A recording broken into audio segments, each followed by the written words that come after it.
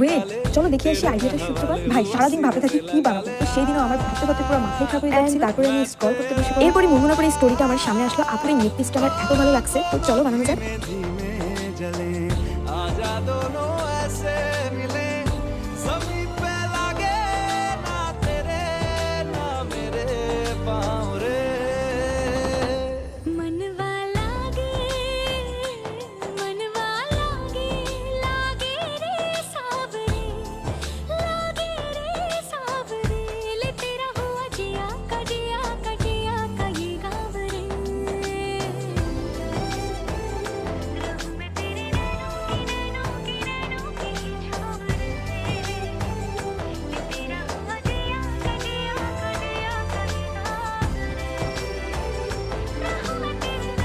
পুরো সেম হবে না, আমি আমার মতো কাস্টমাইজ করে বানিয়েছি। তো তোমাদের কাছে কেমন লাগলো কমেন্টে কিন্তু অবশ্যই জানিয়ে যাবে।